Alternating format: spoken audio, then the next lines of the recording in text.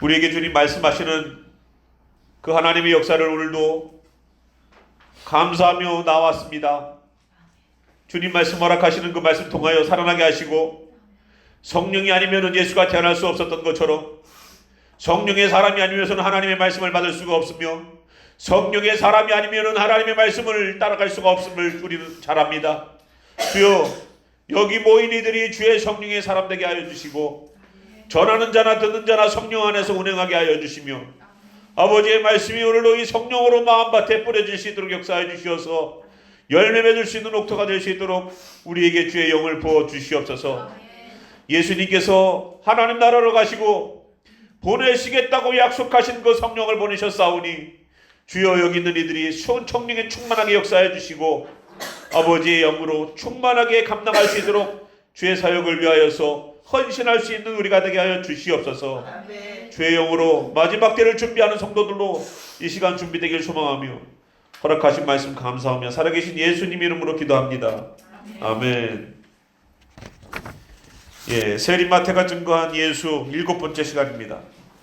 본문은 마태복음 2장 1절로 12절 말씀까지 저희도 같이 나누겠습니다. 마태복음 2장 1절부터 12절 말씀 저희들 한 절씩 교독하면서 말씀을 함께 보도록 하겠습니다. 제가 먼저 읽겠습니다. 헤롯 왕 때에 예수께서 유대 베들레헴에서 나심에 동방으로부터 박사들이 예루살렘에 이르러 말하되, 유대인의 왕으로 나시니가 어디 계시냐? 우리가 동방에서 그의 별을 보고 그에게 경배하러 왔노라 하니, 헤롯 왕과 온 예루살렘이 듣고 소동한지라. 왕이 모든 대제사장과 백성의 서기관들을 모아 그리스도가 어디서 나겠느냐 하노니, 이르되 유대 베들레헴이오니 이는 선지자로 이렇게 기록된 바, 또 유대 땅 베들레헴아, 너는 유대 고을 중에서 가장 작지 아니하도다. 내게서 한 다스리는 자가 나와서 내 백성 이스라엘의 목자가 되리라 하였음이니라. 이에 헤롯이 가만히 박사들을 불러 별이 나타난 때를 자세히 묻고 베들레헴으로 보내며 이르되, 가서 왕에 대하여 자세히 알아보지 못하거든 내게 구하여 나도 가서 그에게 경배하게 하라. 박사들이 왕의 말을 듣고 갈새 동방에서 보던 그 별이 문득 앞서 인도하여 가다가 악이 있는 곳 위에 머물러 서 있는지라. 그들이 별을 보고 매우 크게 기뻐하더라. 집에 들어가 아기와 그의 어머니 마리아가 함께 있는 것을 보고 엎드려 아기께 경배하고 법의 합을 열어 황금과 유향과 모략을 예물로 드리니라. 그들은 꿈에 헤롯에게로 돌아가지 말라 지시하심을 받아 다른 길로 곱게 돌아가니라. 아멘. 예, 마태복음 2장으로 넘어왔습니다. 마태는 계속 예수님이 메시아임을 계속 유대인들에게 가르쳐주고 있어요. 유대인들이 분명하게 깨달아야 될 것은 구약에 지식적으로 알고 있던 메시아가 현상으로 드러나도 믿지 않는 부분들에 대하여서 증거를 들이대면서 얘기를 해주고 있는 겁니다. 많은 그리스도인들이요, 성경에 있는 말씀들에 대해서 모르는 것이 아닙니다. 하나님을 알고 예수님을 알고 성령님을 알아요. 그러나 그 예수의 보혈에 의지해서 자기가 죽어서 새로운 생명으로 태어나는 그 감격의 경험이 없이 학습적 그리스도인으로 살아가는 사람들이 얼마나 많은지 몰라요. 학습적 그리스도인.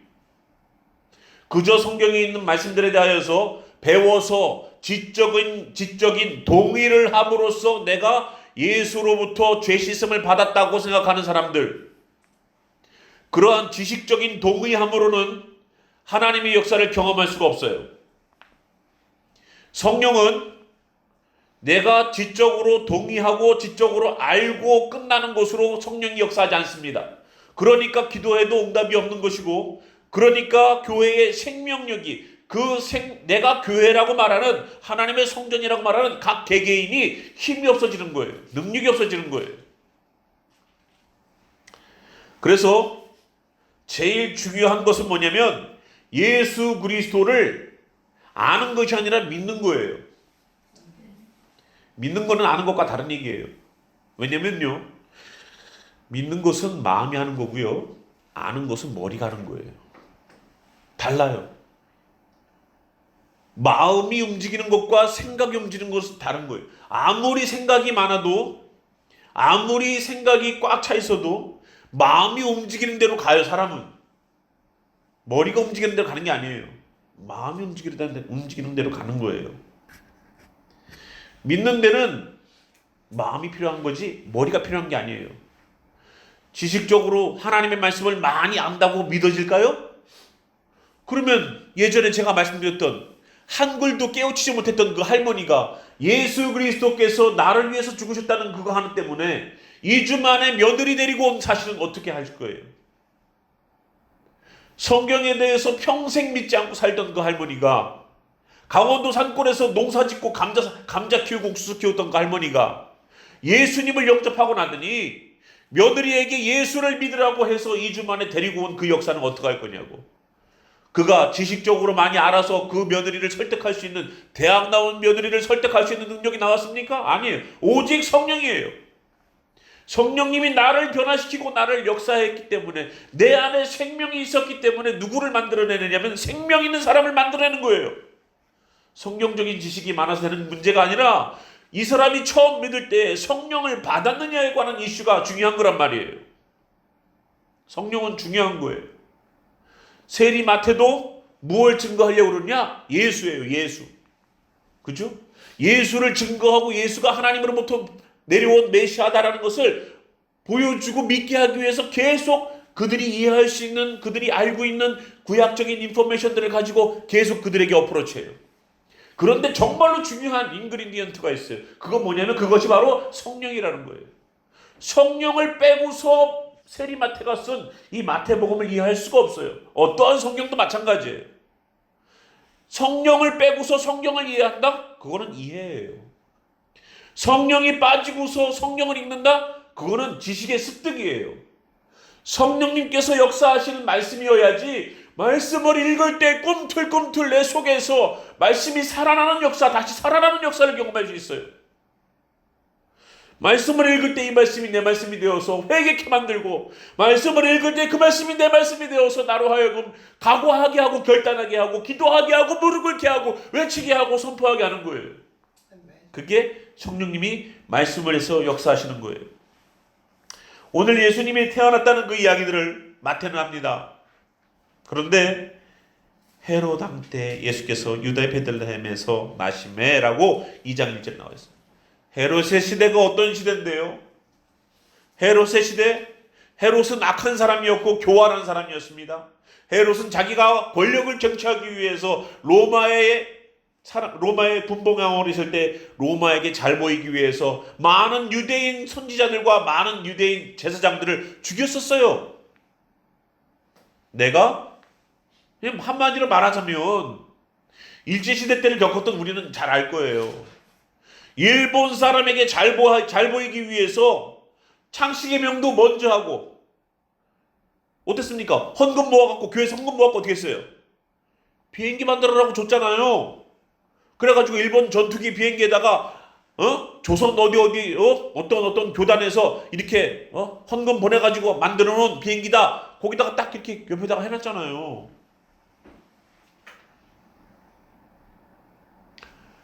기독교를 믿는다고 말을 하지만 헤롯의 시대는, 예수님의 시대는, 예수님이 태어났던 그때는, 헤롯 왕의 시대는 편안한 시대가 아니에요. 폭정의 시대였었어요. 로마의 앞잡이로서 더욱더 악랄하게 이스라엘 백성들을, 자기 민족이지만 폭정을 했던 사람이었어요. 그렇지 않으면 인정을 못 받거든. 그 시대에 예수님이 태어났다고요. 우리가 보기에는 흑암이 나를 둘러엎었고, 점점 더 세상은 흉폭해지고, 점점 더 내 상황은 안 좋아지고, 점점 더 내가 들고 있는 모든 것들이 신앙 안에서 내가 무너져가는 것을 느낄 그때에 예수님이 태어났다고요. 신앙은 모든 것이 편안하게 갖춰져 있을 때 되는 게 아니에요. 예수님의 태어남은 내가 뭐든지 마음먹은 대로 할 수 있을, 그러한 기도할 필요도 없이 내 능력과 내 실력으로 할 수 있는 시대에서 역사가 일어나는 게 아니에요. 예수님의 역사와 시대는 헤롯이 분봉왕으로 있었던 가장 앞날에서 예수님이 태어났다는 소식을 들으려고 했고, 예수님이 태어났다는 소식을 듣고 2살 밑에 남자아이들은 다 죽여버리는 모세의 시대와도 같이 남자아이들이 죽는 엄청난 비극적인 일들이 일어났던 시대였었어요. 악한 사람이죠. 너무나 악한 사람이죠. 그때에 예수님이 태어났대요. 어떻게? 조용히. 광고한 것도 아니고. 예수님이 태어났다. 메시아가 태어났다. 다들 모여라. 이제 예수님을 빨리 초대해서 우리가 우리의 힘을 규합하자. 알려주지 않았어요. 왕조차도 몰라. 선지자들, 사람들이 예수님을 찾기 위해서 얼마나 혈안이 되었는지 몰라요. 우리가 형편이 어려워지고 상황이 어려워질 때에 예수는 들으라는 거예요. 그때 태어나는 거예요. 내가 힘들어서 기도할 때에 뭐가 일어나요? 힘들어서 어려워서 기도할 때 뭐가 일어나요? 신세 한탄으로 내가 정말로 내 삶이 왜 이래? 라고 말을 해도 그 기도로 시작했다가 점점 들어가면 어떻게 됩니까? 회개로 들어가. 자복함으로 들어가. 주여, 제가 더욱더 매달리지 못했습니다라고 우리는 그 앞에서 무너지게 돼 있어요. 하나님 왜 이래요? 하나님 나한테 왜 이러세요? 원망과 불평으로 시작했던 기도가 뭘로 끝나요? 주여, 내가 더욱더 하지 못함으로 인하여서 죄송합니다. 끝나는 게 있어요. 그럼 어떻게 돼요? 다시 거기서 예수가 나오는 거예요. 다시 거기에서 예수가 태어나는 것처럼 우리 가운데에 새 생명이 비춰지는 역사가 일어나는 거예요. 내 문제 들고 와서 기도했는데 내가 정말로 주님을 만나고 교회 문을 나갈 때는 어떤 현상이 일어나느냐? 내 문제가 안 되더라고. 문제가 뭐였냐면 나였었어. 문제가 아니라 문제가 누구였었어요? 나였다는 걸 발견하게 된다. 주님 앞에 붙잡혀 살지 못했던 나였음을 발견하게 되는 게 바로 신앙이에요. 왜? 주님 안에 새로운 피조물로 다시 창조가 되는 역사가 교회 안에서 이루어지는 거예요. 새로운 피조물이라 이전 것은 지나가서 새 것이 되었다. 그거는 내가 예수님 믿을 때만 나타나는 얘기가 아니에요. 성령님이 원타임만 역사하십니까? 아닙니다. 밥은 어제 잔뜩 먹었다고 오늘 안 먹어요? 아니에요. 성령님의 역사도 마찬가지예요. 우리가 예수 그리스도를 믿을 그 순간부터 역사하셨지만 그 순간 이외에도 시시때때로 우리에게 역사하셨던 것처럼 말씀도 마찬가지고 주님을 의지함도 마찬가지고 오늘도 역사하심도 마찬가지예요. 주여, 오늘 나의 힘듦 속에, 오늘 나의 원망 속에, 내 불평 속에 내가 주님 앞에 온전히 헌신하고 살지 못함 속에 주여 죄송합니다. 주여 죄인 여기 있습니다. 최선을 다한다고 했지만 내가 최선이 아니었습니다. 나는 주님께 게으른 종이었습니다. 이렇게 고백할 수밖에 없어요. 우리. 그때 예수가 태어나는 거라고요. 그때. 내가 정말로 내 한계를 드러내고 내가 이 상황 속에서 어려움 가운데에서 내가 이 안 되는 상황 속에서 예수를 만나는 거예요. 근데 예수님은 어떻게 태어나요? 조용히 태어나세요. 조용히. 저기 예수님이 태어난다고 요셉과 마리아가 하나님께로부터 받았다고 하나님의 사람이 되었다고 동네방네 떠들며 다니면서 왕에게 소식을 알려서 왕궁을 비워놓으라고 얘기하지 않았어요. 예수님은 막관에서 태어났대요. 아무도 모르게. 여관 주인도 몰라. 그래서 방이 없어. 방이 차서도 왕이 들어온다면 객실에 있는 사람들은 안 물리겠어요? 당연히 최고급 룸으로 주지. 못했다고 그렇게. 예수님을 볼 수 있는 눈이 아무도 어느 누구도 없었어요. 그렇게 예수님이 태어나는 거예요. 누구에게? 혼자 자기의 눈물로 기도하며 나아가는 사람 속에 태어난 예수는 내 마음속에 시끌벅적하게 성령을 받았어 충만해졌어 이런 소리 안 해요. 정말로 성령 받은 사람은 자기만 아는 거예요. 저 장미꽃 위에 있을처럼 아무 누구도 몰라. 나만 알아. 이 안에서 꿈틀대는 예수 그리스도의 새로 태어남 때문에 세상의 모든 것들이 아름다워 보이고 모든 것들을 이겨낼 수 있을 힘과 능력이 여기서 나오는 거예요. 막 그냥 세상이 짓누르고 사람이 짓누르지. 근데 성령의 충만한 바 되어서 여기서 예수가 다시 태어나서 역동적으로 역사하시는 사람은 그 사람 환경, 물질, 병, 걱정도 안 돼. 왜? 예수가 임하는, 생명이 임한 사람은 알아요, 그거를. 생명이 임해본 사람은 아는 거예요. 그거를 이겨낼 힘과 능력이 여기에서 꿈틀대고 올라옴을 예수가 태어났다고요. 어디에? 유다 베들레헴에. 왜 베들레헴에 태어났는가? 5절 6절에도 나옵니다. 동방에서부터 온 박사들이 물었습니다. 예루살렘에 왔습니다. 1절 보니까 예루살렘에 이르러 말합니다. 유대인의 왕으로 나신 이가 어디 계셨느냐? 우리가 동방에서 그의 별을 보고 그에게 경배하러 왔노라. 그러니까 헤롯이 그럽니다. 왕이 모든 대제사장들과 백성들의 서기관들을 모아서 그리스도가 어디에서 나겠느냐? 라고 물으니까 유대 베들레헴이 오니 이는 선지자로 이렇게 기록됐다는 거예요. 구약의 선지자로 이미 베들레헴에서 나와야 되는 거예요. 메시아는 딴 데가 아니에요.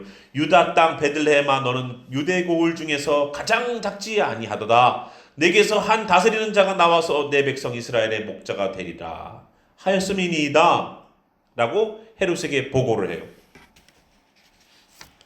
왜? 지난번에도 우리가 봤지만 다윗의 후손으로 왔어요.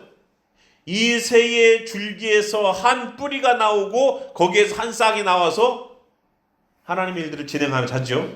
그죠? 그러니까 다윗의 고향인 베들레헴에서 태어나야지만 되는 거예요. 메시아는. 그래서 거기서 태어날 겁니다. 동방에서부터 별을 보고 온 박사들이 있었습니다. 예루살렘으로 왔어요. 베들레헴으로 바로 간 게 아니에요. 예루살렘으로 와서 찾았어요. 누굴 찾았습니까? 유대인의 왕으로 나신 이가 어디 계시느냐?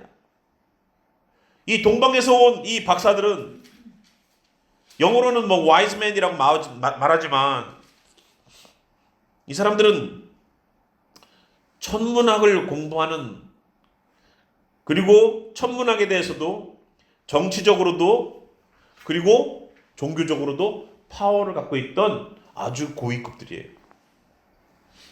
어떻게 보면은 제사장 그룹 플러스 정치적인 힘을 갖고 있는 사람들이라고 볼 수 있어요. 지금으로 말하면 뭐랄까요? 상원의원 정도 되겠죠? 상원의원인데 천체를 볼 줄 알아. 나라의 의결을 결정하는 일들을 해요. 굉장히 중요한 일들. 파워를 갖고 있던 사람들이에요. 이 사람들은 동쪽에서부터 왔어요. 페르시아 지역에서 왔어요. 메소포타미아 근동에서 왔어요. 지금은 로마가 서쪽에서 유럽에서 발생했던 그 로마가 전 지역을 다 다스리고 있으면서 페르시아도 무너뜨렸겠죠. 페르시아도 무너뜨렸는데 이 동방에서 온 이 사람들은 페르시아에서 계속 그들의 힘과 권력을 갖고 있던 사람들인데 이제는 이 나라를 빼앗겨 버렸어요. 나라를 빼앗기니까 동쪽에 있던 사람들이 서쪽으로부터 온 세력으로부터 눌림을 당해서 나라를 빼앗기고 힘을 빼앗기니까 이 사람들이 페르시아 왕조를 적극적으로 서포트하면서 어떠한 하나의 리더가 나와서 서쪽에서부터 온 이 세력인 로마 세력을 다시 전복시킬 수 있는 힘을 찾았단 말이에요. 그런데 별을 보니까 지도자가 하나 나와. 그 지도자가 나타나는 데를 찾아보니까 예루살렘이에요. 그 예루살렘에 와서 그들이 힘을 규합해서 다시 로마라는 세력을 향하여서 저항할 수 있는 힘을 모을 사람, 그 지도자, 유대인의 왕으로 나신 이가 어디 계시느냐라고 찾는 거예요. 아무도 몰라. 그러니까 헤롯이 3절 헤롯 왕과 온 예루살렘이 듣고 소동한지라 라고 나옵니다. 자, 만약에 예수님 오신다 그럴 때 어떻게 되겠어요? 지금이랑 그때랑 똑같아요. 예수님 또 오시잖아요. 지금 예수님이 초림이잖아요. 이거는 예수님이 초림은 응애 하고 베이비로 나왔지만 예수님의 재림도 똑같아요. 다시 오실 거예요. 예수님 다시 오실 때 예수님 이때는 아기가 자라는 시간이 필요하겠죠. 근데 재림은 어떻습니까? 예, 오자마자 심판이죠. 그러면 예수님의 초림과 예수님의 재림은 모양새가 같아요. 단지 아기냐 아니냐의 차이일 뿐이에요. 그러면 이때 예수님이 태어날 때에 기뻐했고 경배하기 위해서 왔던 사람들이 있어요. 여기 있는 사람들은 어떤 정치적인 마인드가 있었고 종교적인 마인드가 있었겠죠. 왜? 그들은 천문을 보고서 별을 보고서 왔으니까. 인도하심을 받고 온 거예요. 그냥 온 별이 아니에요. 그냥 별이 아니에요. 주님의 인도하심 있는 별이에요. 그걸 보고 왔단 말이에요. 영적으로 지각이 있던 그 사람들이 비록 유대인이 아니어도 그들은 분별할 수 있었어요. 유대인의 왕이 나타났구나. 그래서 그들이 와서 경배하기 위해서 2절 보니까 왔다라고 말을 했는데 3절 보니까 헤로당과 온 예루살렘이 듣고 뭐 했다고요? 소동했다고 말합니다. 여기서 말하는 소동이 일어났다라는 말은 타라소라는 말을 말합니다. 타라소라는 말인데 이 무슨 뜻이냐면 마음이 평안해요. 마음이 평안한데 여러분 마음이 평안하다는 게 정말로 걱정거리가 없어서 평안한 게 아니라 걱정거리가 마음의 평안함이 다스려져서 평안한 상태예요. 그러니까 어떻게 보면은 여러분 그 진흙탕물을 막 그냥 진흙탕물에서 뛰어놀다가 시간이 지나면 그 진흙탕에 있는 물들이 시간이 지나면서 진흙은 가라앉고 위에는 맑은 물이 뜨지요. 그런데 그 물을 나무 같은 거 가지고 갖고 이렇게 휘저으면 어때요? 다시 진흙탕물이 되죠. 그 상태를 말하는 거예요. 소동했다라는 말은 마음이 평안한 상태를 유지하고 있는 상태를 휘집어 놓았다는 얘기예요. 그러면 예수님의 태어남에 대하여서 사람들은 동방에서 온 그 박사들이 예수님이 유대인의 왕이 태어났다고 했을 때에 기뻐서 맞으러 나온 게 아니라고요. 뭐를 했다고요? 그들은 소란했어요. 그들은 소동이 일어났어요. 그들은 마음이 번민했어요. 그들은 마음이 무거웠어요. 그들은 마음이 답답했어요. 그들은 마음에 막 혼란함이 일어났단 말이에요. 예수님이 다시 오실 때는 어떨 것 같습니까? 예수님 다시 오신다고 생각해 보세요. 예수님 다시 오실 때에 경배하러 예수여 아멘주 예수여 오시옵소서라고 사도 요한처럼 맞이하는 사람이 있을 거고요. 어떤 무리가 생길까요? 또 소란하게 소동하는 무리가 생길 거예요. 소동하는 무리가 생길 거라고요. 어떡하지 하는 사람도 생길 거라고요. 주님 이때 오시면 안 되는데 라고 말을 해야 되는 사람들도 나올지 몰라요. 똑같아요. 지금 우리가 교회 생활하고 있죠. 교회 생활하면서 목사님들이 뭘 준비시키셔야 될까요? 저는 제가 목사로서 마땅히 해야 될 일은 초림 때 그들이 보였던 반응처럼 재림 때에도 똑같은 반응을 보일 텐데 주님 우리는 이때 예수님의 태어남에 대하여서 아멘주 예수여 오시옵소서라고 사도 요한처럼 모셔드릴 수 있는 기다릴 수 있는 사모할 수 있는 그러한 예수의 신부로 만들어내는 일들을 내가 하고 있는가? 아니면 우리 성도들이 예수님 오신다고 하면은 어느 순간 우리가 어느 자리에 있던 주님 오신다고 그럴 때 허둥지둥 어떻게 해요? 목사님한테 나한테 전화하면 어떻게 해? 그 시간에 나한테 전화하면 어떻게 해? 나도 회개하기도 바쁜데 그때 가면 전화 못 받아요. 회개할 수 있는 시간이 있을지 모르겠네. 주님 오심이 번개 치는 것처럼 빠르다는데 그 번개 치는 시간에 회개할 수 있을까? 그러니까 평상시에 회개해야 되겠죠. 평상시에 잘 살아야 되고 평상시에 은혜 가운데 평상시에 성령 가운데 살아야 되겠죠. 주님의 재림도 그랬다는 거예요. 그럴 거예요. 주님의 재림도 그럴 거예요.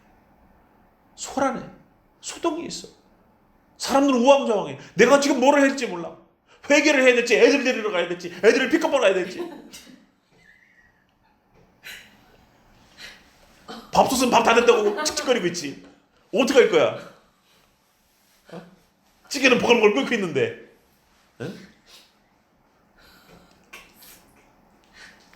임하셨군요 드디어. 남편한테 전화할 거예요? 남편도 똑같아. 둘 다 통하고 있어. 통화 중이야. 서로 전하고 있어. 예. 이랬다는 거예요. 예수님의 태어남을 우리는 소동으로 맞이할 수 있는가 아니면 아닌가. 마태는 우리에게 소란스러운 그런 상황들을 묘사해주고 있습니다.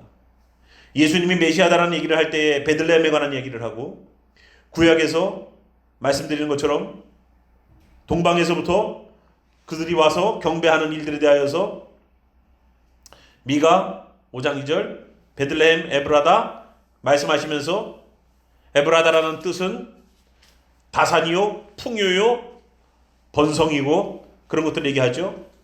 미가서 5장 2절에 그렇게 나와요. 그러면 베들레헴이 어떤 데예요? 빵집이라는 뜻입니다. 베들레헴 에브라다요. 그럼 무슨 뜻이에요? 풍성한 도시 베들레헴이요. 베들레헴은 빵집. 예수님도 말했어요. 나는 산 빵이다. 산 떡이다. 우리 한국말 성경이니까 산 떡이라고 해놨죠. 우리는 떡을 먹는 문화니까. 빵을 먹는 문화가 아니니까 떡으로 해놨어. 그 사람이 떡으로만 살 것이 아니요 이렇게 해놨죠. 지금 세대쯤 되면 빵을 바꿔줘야 되는데, 아직도 성경을 쓰시는, 이렇게 성경을 번역하시고 새롭게 성경을 편찬하시는 분들이 그런 부분은 좀 바꿔줬으면 좋겠어요. 나는 산떡이요가 아니라 산빵이라는 거예요. 그게 어디서 태어나요? 베들레헴에서 태어나는 거예요. 베들레헴이 풍요로운 생명의 빵들을 공급할 수 있는 곳이에요. 도시 자체 이름이. 그 미가에서 말한 대로 거기서 태어나야 돼요. 예수님은 풍요로운 빵, 생명의 빵을 공급해서 어느 누구나 다 3,000명, 5,000명, 6,000명, 7,000명이 먹어도 남을 만한 빵. 그 생명의 빵. 이 지구 인구가 다 믿어도 다 나눠줄 수 있는 생명의 빵. 그걸로 예수님은 베들레헴에서 태어나요. 다른 도시 태어나면 안 돼요. 다른 도시에서 태어났는데 예수야. 그건 가짜예요. 그거는. 여기서 태어나야 돼요. 그리고 나서 생명의 빵이 공급되는 베들레헴에서 태어난 예수가 동방에서부터 온 그 마고이라는 사람들, 그 사람들이 어떠한 힘을 받죠? 별을 보고 왔습니다. 예루살렘까지 왔지만 어디 있는지 몰라요. 그러니까 5절 보니까 선지자로 이렇게 기록된 바라고 말합니다. 선지자의 말씀을 이루려고 오셨어요. 예수님은 구약에서 말씀하신 내용들을 이루기 위해서 오셨다는 거예요. 유다 땅 베들레헴아, 너는 유대 고을 중에서 가장 작지 아니하도다. 내게서 한 다스리는 자가 나와서 내 백성 이스라엘의 목자가 되리라 하였음이니이다. 하니까 이에 헤롯이 가만히 박사들을 불러 별이 나타난 때를 자세히 묻고 베들레헴으로 보내며 이르되, 가서 아기에게 대하여 자세히 알아보고 찾거든 내게 고하여 나도 가서 그에게 경배하여 하게 하라 라고 말합니다. 진짜 경배할까요? 어떻게 얻은 왕의 자리인데 그 유대인의 왕이라고 태어난 아기에게 그걸 뺏겠습니까? 이 유대인의 분봉왕으로 있기 위해서 얼마나 많은 사람들을 죽였는지 아세요? 얼마나 많은 사람들을 죽였는지 몰라요. 사람들에게 인심을 얻고자 BC 20년 전부터 뭐를 만들었냐면 성전을 증축하고 개축하는 일들을 했어요. 예수님의 제자들이, 예수님 저 성전을 보시옵소서, 아름답지 않습니까? 40몇 년간 졌다고요? 46년이에요. 48년이에요. 46년? 46년간 지은 성전, BC 20년 전부터 졌던, 얼마나 넓게 졌는지 몰라요. 그 헤롯이 만든 그 성전을 보라고요. 너무 아름답다는 거예요. 막 로마가 그냥 지배하고 나니까 이제 대리석으로 깔아버려. 이태리 대리석. 사람들에게 환심을 샀어. 헤롯은 환심을 사면서 뒤에는 나쁜 짓을 다 해. 나쁜 짓을 하기 위해서 좋은 일을 해. 이해되세요? 나쁜 짓을 하는데 그거를 무마시키기 위해서 사람들이 좋아하는 걸 해준단 말이에요. 그게 더 나빠, 그지? 더 나빠. 그 헤롯이 그렇게 동방 박사들에게 얘기를 했어요. 박사들이 왕의 말을 듣고 갈새 동방에서 보던 그 별이 문득 앞서 인도하다 하여 가다가 악이 있는 곳 위에 머물러 서 있는지라. 별이 쭉 날아가다가 정지한단 말이에요. 이 가능해요 이게? 별이 뭐 비행기예요? 헬리콥터예요? 가다가 정지해 있게? 별은 우주를 계속 날아가요. 정지하는 별이 어디 있어? 부닥치기 전까지는 계속 날아가는 거지. 근데 그 별이 정지했대요. 하나님만이 해줄 수 있는 거예요.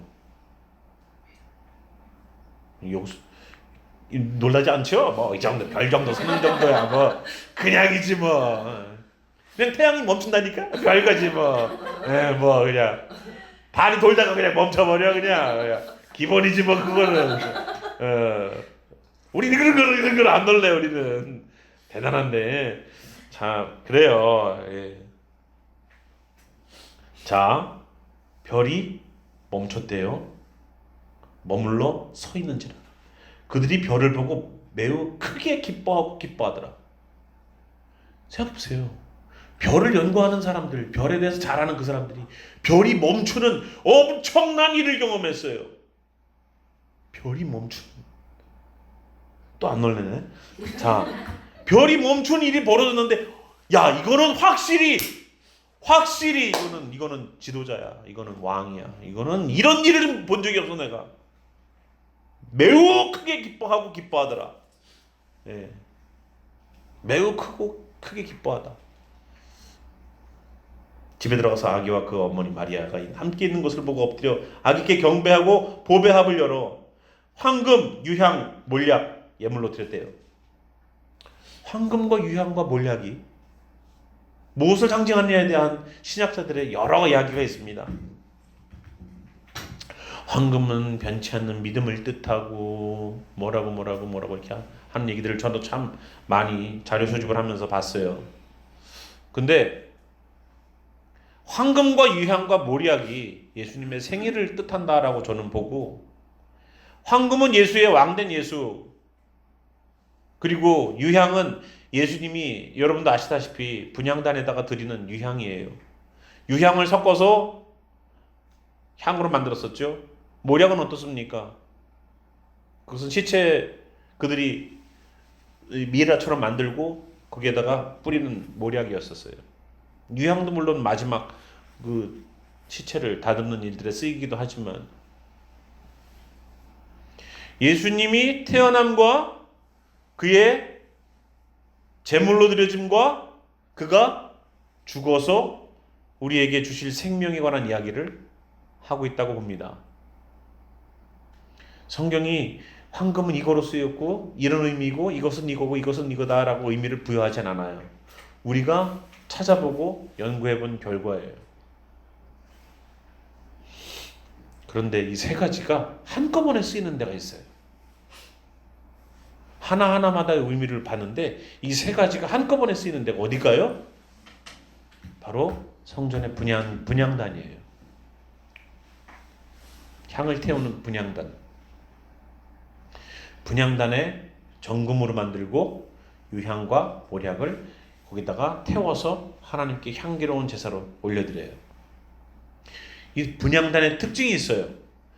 분향단이 정사각형 모양으로 만들었는데 네 귀퉁이가 올라와 있습니다. 이렇게 네 귀퉁이가 네모나게 올라와 있어요.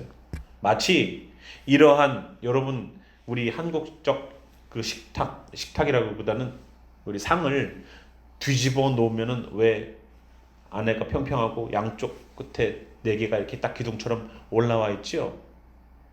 약간 그렇게 모양이 그렇게 돼 있어요. 그런데 요 네 귀퉁이가 이렇게 올라와 있는 또 다른 기구가 있어요. 뭘까요? 번제단이에요. 번제단은 네 정사각형으로 만들어서 네 귀퉁이에 뿔을 달아놨어요. 그래서 지난번에 요압이 도망가서 뭘 잡았어요? 성전에 들어가서는 안 되는데 들어가서 제단에 뿔을 잡았대요. 그래서 들어가서 죽이지 않고 나와 죽였어요. 즉 번제단과 금향로, 바로 지성소 들어가기 바로 전에 있는 그 금향로의 영적인 의미는 바로 죄사함이에요. 죄사함이 있는 곳에 그 형태로다가 만들어놨단 말이에요. 그 금향로에서 뭐가 드려집니까? 유향과 모략이 들어지는 거예요. 예수의 죽음도, 예수의 제물로 드려짐도, 성도들의 기도와 함께, 마지막 요한계시록에는 성도들의 기도와 함께 올려드리는 거죠. 향로에서 향이 올라오는데 그 향은 뭐예요? 성도들의 행실이라고 나와 있어요. 그렇죠?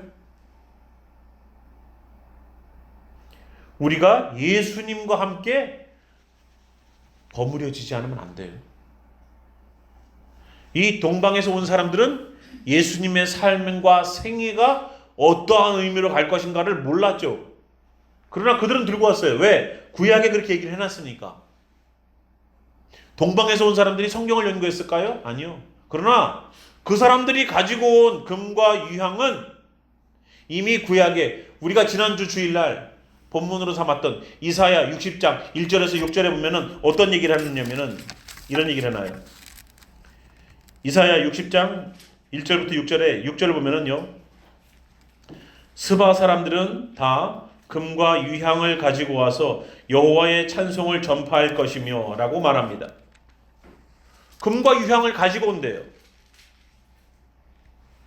그러면 이 사람들은 자기네들이 하나님을 섬기고 예수 그리스도를 구약에서 말했던 그 내용들을 내가 지켜야지 해서 지키는 게 아니라고요. 하나님은 그 사람들이 예수님을 모르고 하나님을 몰라도 하나님은 그 사람들을 통하여서 우리가 해야 되는 하나님의 일들을 도와주고 그 일들을 집행하게 하세요.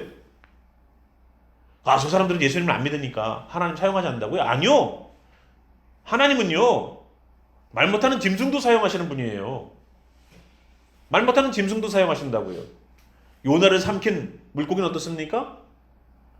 저주하려고 갔다가 발락을, 자기가 안 죽으려고 계속 발락을 벽으로다가 해가지고 결국은 말을 하게 했던 그 노새.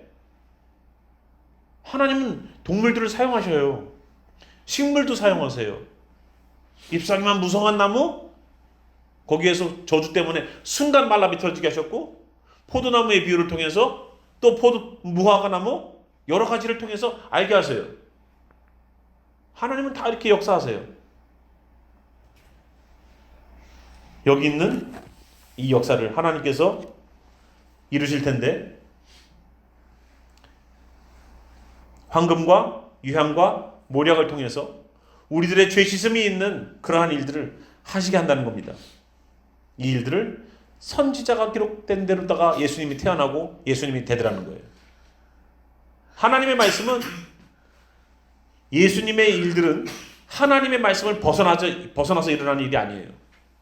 하나님의 말씀은 하나님의 말씀에서 어기면서 그거를 일어나는 일이 아니에요.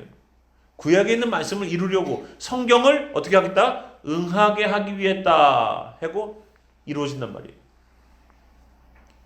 성도들의 삶도 우리의 삶도 마찬가지입니다. 우리 보고 특별한 거 하라는 게 아니에요.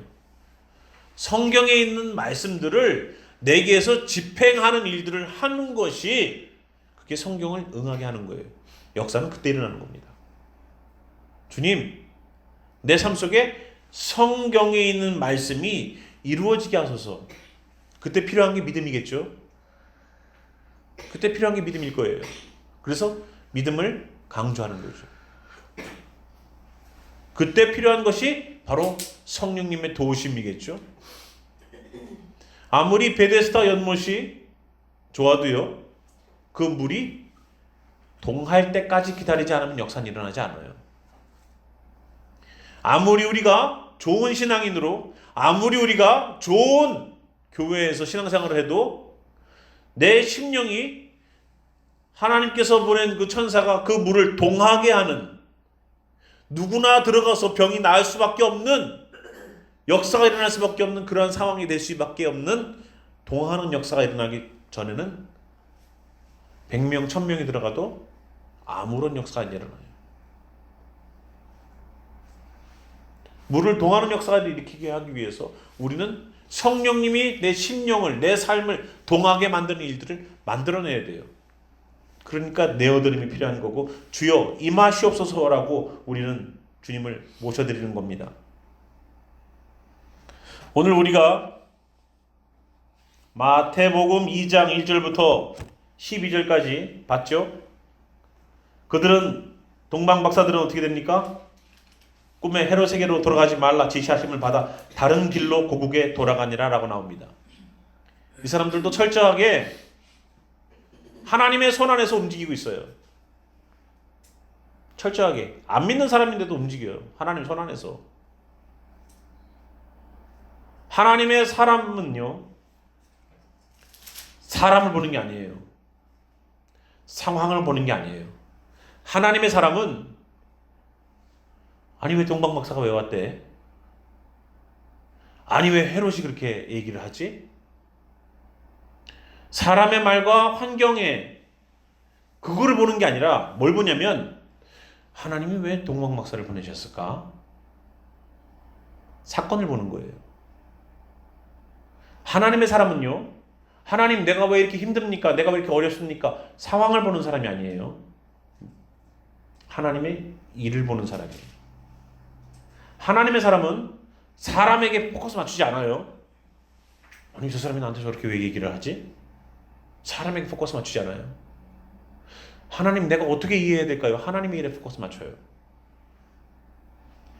우리가 자꾸만 시선을 놓치는 게 뭐냐면, 하나님께 고정되어 있어야 될 시선들을요, 자꾸만 세상에 빼앗기는 일들을 만들어내요. 세상은 집중을 세상으로 하게 해요. 건강의 문제, 돈의 문제, 자녀의 문제, 여러 가지 문제를 일으켜가지고 우리로 모든 시선과 우리의 관심과 모든 것들이 어디에 집중하게? 주님이 아닌 세상에 집중하게. 계속 문제 앞에 끌려다니게 만들어요. 정말로 우리가 추구해야 될 것은 못하게 만드는 거예요. 마태가 오늘 이 이야기를 통해서 하려고 하는 건 뭐겠습니까? 예수님은 베들레헴에서 나셨어. 예수님은 구약에서 말하는 대로 금과 유향을 통해서 경배함을 받으실 분이야. 예수님은 이러이러한 분이야라는 것을 유대인들에게 설명을 했어요. 근데 이걸 듣고서 믿는 사람이 나왔으면 참 좋겠는데, 나오는 사람들이 없었으니까 예수님을 십자가 못 박았겠죠? 그래서 제가 처음에 말씀드린 것처럼 아는 것과 믿는 것은 다르다는 얘기예요. 이 사람들은 이미 예수님은, 메시아는 유대 땅 베들레헴에서 태어날 걸 이미 다 알았어요. 예수님이 태어나면 경배하러 갈게 라고 말을 했지만, 실질적으로 동방 박사들이 다 고국으로 돌아간 다음에 했던 일은 2살 이하의 남자아이들은 다 죽여버린 일들이었어요. 아는 것과 믿는 것은 달라요. 믿는 사람은 예수를 따라가지만 아는 사람은 예수를 죽여요. 그게 차이예요. 엄청난 차이죠. 교회도 마찬가지예요. 예수 믿는 사람은요, 교회라는 공동체에서 생명의 역사를 나타내요. 영혼을 구원시키기 위해서 눈이 빨개. 영혼을 구원시키기 위해서. 예전에 한국에 저희 강원도 교회에 예수님을 이때까지 믿으셨는데 남편이 발령을 강원도로 났어요. 예전에는 강원도로 발령 나면 유배예요. 왔어요. 서울에서 큰 교회, 좋은 교회, 말씀 좋은 교회, 훈련 잘 받는 교회에서 신앙생활 하다가 강원도 시골에 오니까 여기 뭐가 있겠어? 낭망했어. 이런 시골에 뭐가 있겠다고. 근데 아버지 교회에서, 저희 교회에서 신앙생활 말씀을 듣고 나더니 신앙생활을 해야겠다고 오시더니, 이분이 이화여대인가 나오신 분인데 굉장히 고상하게 예수님을 믿으신 분이에요. 우아하게 믿으신 분이에요. 정말로 예수님을 믿고 나더니요, 예수님을 전하기 시작하는데 무섭게 전해요. 아파트를 띵동 띵동 하면 누구세요? 하고 문을 열면 예, 어느 교회에서 왔어요. 그럼 문부터 닫아요. 그럼 닫지 못하게 발 하나를 문에다가 딱 집어넣어. 집사님만 해요. 마르신 분이. 그럼 사람이 그걸 모르고서 발을 문을 쾅 닫아. 그럼 쇠문 그 끝에 발이 찧어도 예수 믿으라고. 예수 만나고 나서 생명을 얻고 나니까요, 이것저것 안 따져. 예수만 전해. 예수 믿으라고.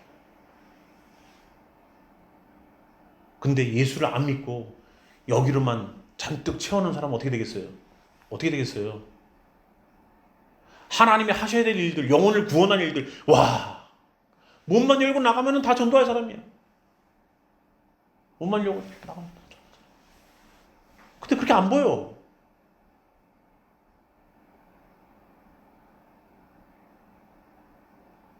교회가 그냥 엔터테인먼트가 돼버렸어요. 교회가 그냥 내가 천국 갈 수 있는 어떠한 그냥 하나의 그냥 그거가 돼버렸어요. 그냥 교회는 나의 사교 활동이야. 교회는 내가 크리스천으로서 살아가는 하나의 어떤 종교 활동이 돼버렸어요. 예수 아니면 죽지 않는다. 그건 아는데 벌써 멀어. 성령이 무슨 상관이 있어 나랑? 나 성령 인정한다니까? 인정한다고. 지적 동의 필요 없어. 생명 받으면 내가 보고 들은 것을 전하지 아니할 수 없다라는 그 고백이 그냥 나온 고백이 아니에요. 자동적으로 되는 거예요. 자동적으로. 예수 믿는 증거, 생명 있는 증거 딱 하나야. 나가 증거하는 거. 뭘로? 방언 기도하는 거? 그거로다가 성령의 충만함을 가늠해봐요? 아니. 요즘 워낙 많아가지고 나는 그 인정도 안 해. 기도만 시키면 무슨 랄랄랄라 튀어나오니 그거 성령이 충만해서 튀어나왔던 방언인데 이상하게 그렇게 변질시켜버려.